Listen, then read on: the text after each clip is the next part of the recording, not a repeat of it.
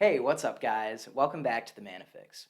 So, I'm really excited because today we're going to be talking about one of my favorite characters in Magic the Gathering, and that's Jin-Gitaxias. He got a brand new card in March of the Machines called Jin-Gitaxias. It costs 2 blue and 3 other for a 5/5 with Ward 2. He's got a triggered ability that says whenever you cast a non-creature spell with mana cost 3 or greater, draw a card. Alright, pretty good. But then he's also got an activated ability for 1 blue and 3 other. It says exile Jin-Gitaxias and then return him to the battlefield transformed under its owner's control. You can only activate this ability anytime you can cast a sorcery, and you have to have 7 or more cards in your hand. So that's pretty tricky to do because most of the time in Commander you just start off with 7 cards and then usually you end up having less than that. Maybe you draw more eventually, but it usually takes time to get there. Good thing he's got card draw stapled to him, right? So what does the transformed side do? Well, he transforms into a saga called the Great Synthesis. The first chapter says draw cards equal to the number of cards in your hand. You have no maximum hand size for as long as you control the Great Synthesis. So that's going to draw you at least 7 cards, right? If not more. Wow, that's really good. What does Chapter 2 do? It says return all non-Phyrexian creatures to their owner's hands. Okay, so it's just a board wipe. The third chapter says you may cast any number of spells from your hand without paying their mana costs. Exile the Great Synthesis and then return it to the battlefield transformed under its owner's control. So, wow, all 3 of these chapters are insanely powerful. And yeah, there are some hoops we have to jump through to make this happen, but if we can, it is an insane amount of value. So obviously, our goal here is going to be to get Jin-Gitaxias out as fast as possible, transform him as fast as possible, so that we can get through those 3 chapters and hopefully win the game, or at least put us in a position where we're way ahead of our opponents. So let's take a look at the cards we're running in this deck, and let's see what it can do. Our first order of business is going to be getting Jin out as fast as possible and activating his ability. To do that, we need to ramp quickly. Grim Monolith, Mana Vault, Mana Crypt, and Soul Ring are some of the fastest mana rocks in the game and will all help us to get Jin out by turn 2 or 3. Jeweled Lotus will generate 3 blue mana for us, which will also allow us to get Jin-Gitaxias out as early as turn 2. We're also running Chrome Mox and Mox Opal. 0 mana artifacts that tap for 1 blue mana are always good.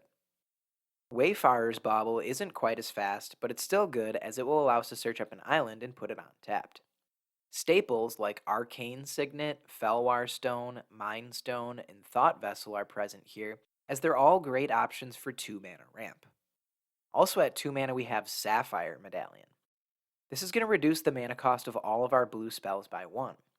At 3 mana, we have Worn Power Stone and Coalition Relic. Worn Power Stone enters tapped, but it taps for 2 colorless mana. Coalition Relic taps for 1 mana of any color, or we can tap it to add a charge counter to it.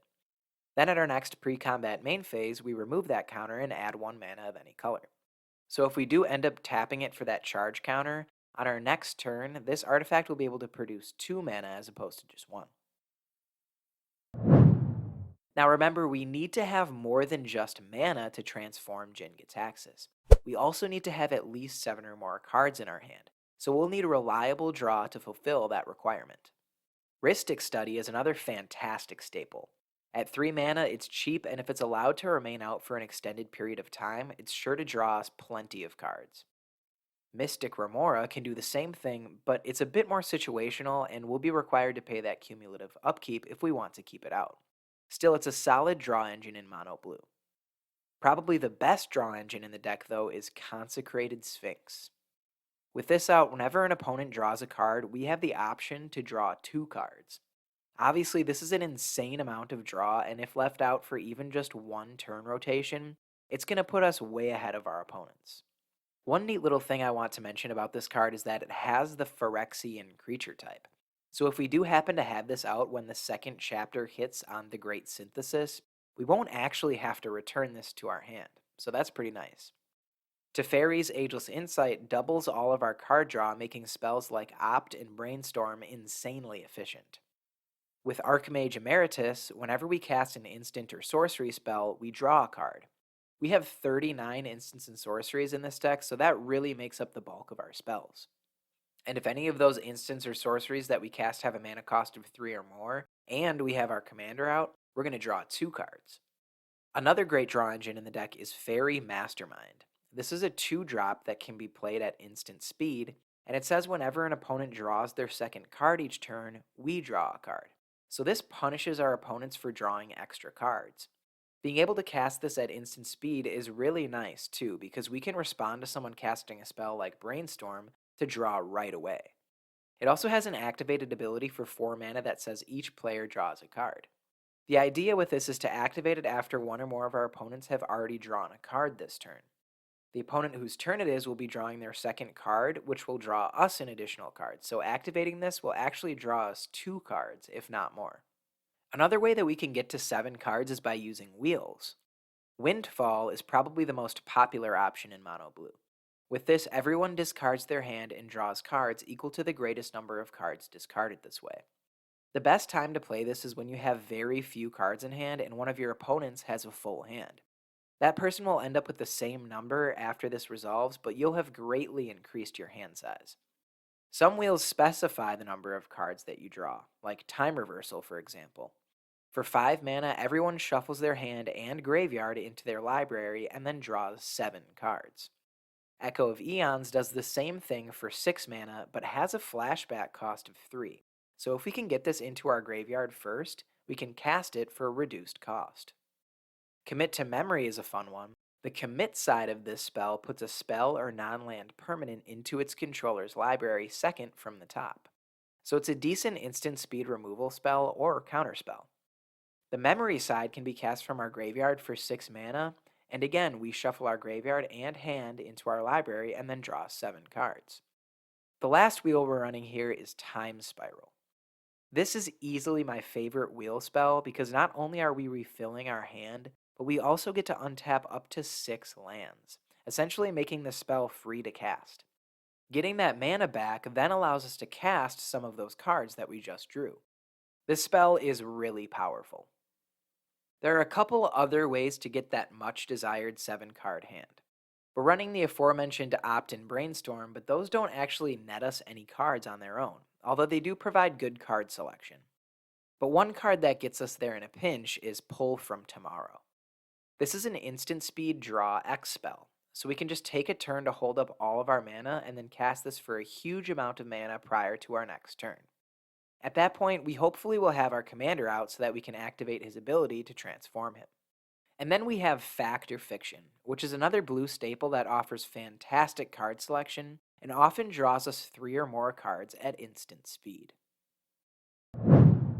With this being a mono blue deck and our strategy being relatively easy to disrupt, we need to have plenty of interaction. So obviously we'll be running a good amount of counterspells, such as, well, Counterspell. Duh, winning. For 2 mana, we can counter anything with this. This is the gold standard of counterspells. Even better than that, though, is Mana Drain. At 2 blue mana, this counters any spell and then provides colorless mana for us on our next turn, equal to that spell's mana cost. Swan Song is another great counterspell. This one costs only 1 mana and can counter an instant, sorcery, or enchantment. We're also running some free counterspells. Fierce Guardianship counters a non-creature spell. It costs 3 mana to hardcast, but it can be cast for free if we have our commander out. Force of Negation also costs 3 mana, or, if it's not our turn, we can exile a blue card from our hand rather than paying its mana cost. This one also counters a non-creature spell, but if we're able to counter that, it gets exiled. I love these counters that have options to cast them without paying mana because they allow us to tap out on our turn and still have some form of protection, which is great when you have a commander that you really want to protect, like Jin-Gitaxias. Force of Will and Pact of Negation can also be cast for free. Force of Will is 5 mana but can also be cast by exiling a blue card from our hand. Pact of Negation is actually a 0-cost spell but requires us to pay 5 mana at our next upkeep. Still, these are great options, especially if we're ready to win the game and need a counterspell in a pinch to save us from an opponent interacting with our board state. The last one I'll mention here is Disallow. This one is a staple for me because for 3 mana, it can counter any spell, but it also has the ability to counter activated or triggered abilities. This could include someone activating a fetch land, untapping their lands with a Zakama trigger, or forcing us to sacrifice our commander to a Grave Pact trigger. This is one of the most versatile counterspells, and that's why I love it. For creature removal, we have Pongify, Rapid Hybridization, and Reality Shift. Pongify and Rapid Hybridization both destroy a creature and leave our opponent with a 3/3 creature token. Reality Shift actually exiles the creature. Our opponent then manifests the top card of their library. All 3 of these are cheap and can be cast at instant speed, making them quite reliable. We have 2 cards in the deck that can get rid of anything. Commit is one that came up briefly before. For 4 mana at instant speed, we put a non-land permanent into its owner's library second from the top.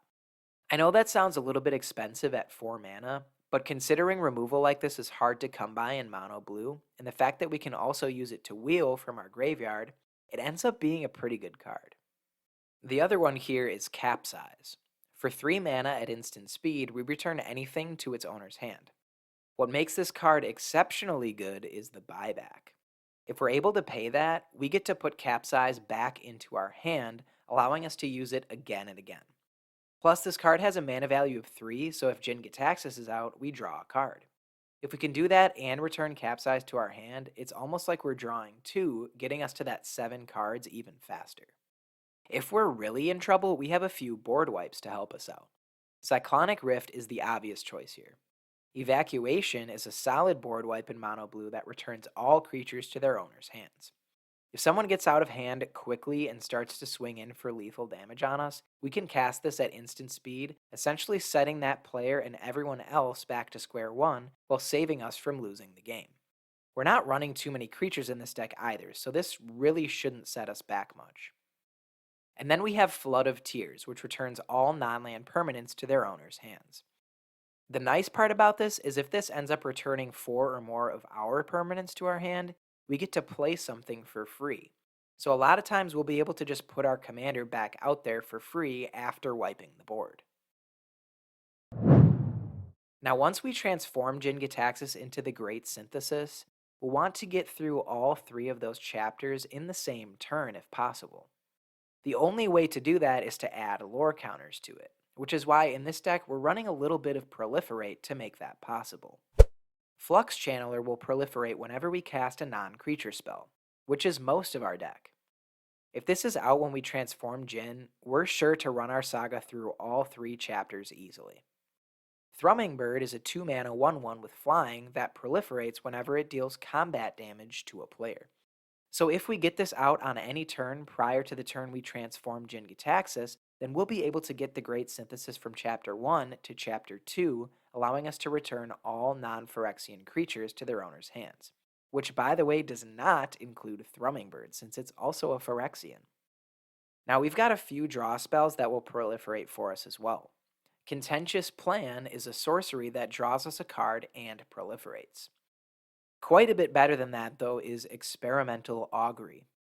With this one, we look at the top 3 cards of our library and put one of them into our hand, and then the rest on the bottom in any order, and then proliferate. So this has card selection on top of the draw, and we can cast it at instant speed. Steady Progress is another one that draws us a card and proliferates at instant speed, but at 3 mana. And then there's Tezzeret's Gambit, which actually draws us 2 cards and proliferates for 4 mana. Except we can instead pay 3 generic and pay 2 life instead of paying the 1 blue for the Phyrexian mana symbol. And for 3 mana, that's a really solid amount of value. So at this point, we have a pretty good idea of what our deck does, but how does it win?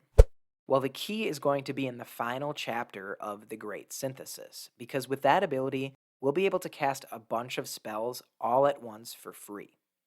Resolving 1 or more extra turn spells like Time Warp, Temporal Manipulation, or Capture of Jingju will allow us to continue with our strategy unabated, transforming Jin-Gitaxias to run through our Saga again and again.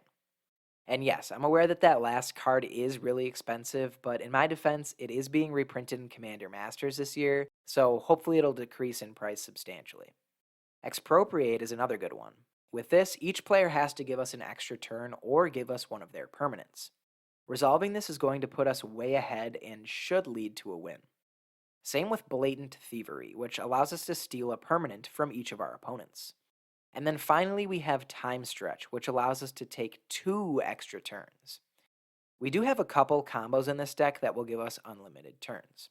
The first one involves the Mirari Conjecture, Nesting Grounds, and any of the extra turn spells, so we'll just use Time Warp for this example. Let's say the Mirari Conjecture just came down and is on its first chapter.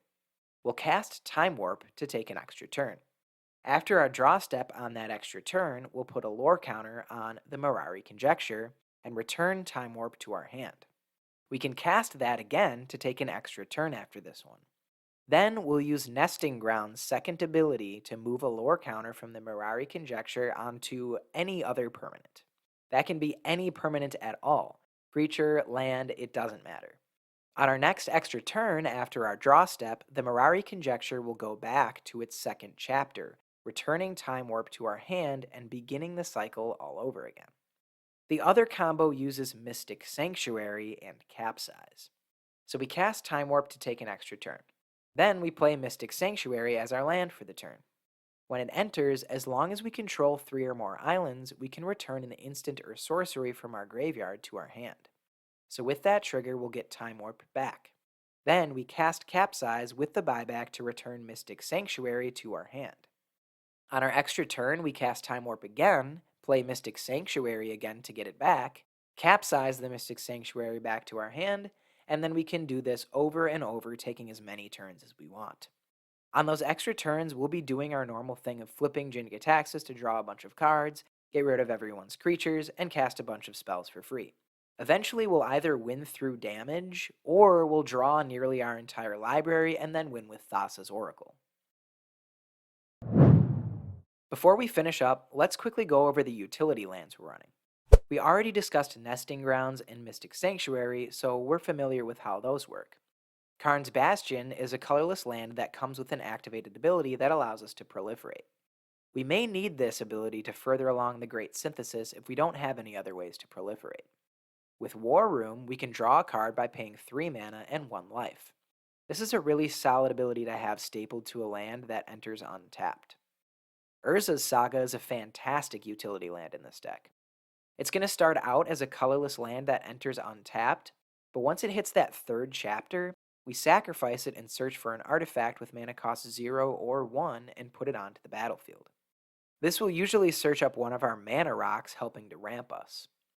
Plus, our Proliferate cards will help to further along this saga, getting us to that tutor ability even faster. Next up, we have Nykthos Shrine to Nyx. With this, we can pay 2 and tap it to add an amount of blue mana equal to our devotion to blue. Honestly, we don't run a ton of permanents in this deck, but if we're really starting to go off, we may end up having enough blue permanents on the battlefield to make this ability worth it. Castle Vantress is going to help us out a bit with card selection. This enters tapped unless we control an island, so this pretty much always enters untapped. The second ability here costs 4 mana, and for that we get to scry 2.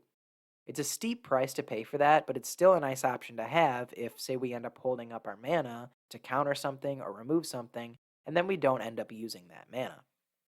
We're running 1 cycle land here in Lonely Sandbar, which is a land that enters tapped that can be cycled for 1 blue mana. Otawara Soaring City is in the deck as an additional removal spell stapled to a land card. Seagate Restoration is a land that enters untapped if we pay 3 life, or it can be a really nice card draw spell. For 7 mana, we draw cards equal to the number of cards in our hand. It also says we have no maximum hand size for the rest of the game, which is nice. It's great to have the option to cast our lands as a spell if we don't need the land drop. Having options is always good. So that's it. Let me know what you thought down in the comments below. Make sure to like, subscribe, and hit the bell so you don't miss out on any new deck techs. You can also follow us on Twitter and Instagram using the handles in the description below. And as always, thanks for getting your fix with me today. Stay safe out there. Peace out, guys.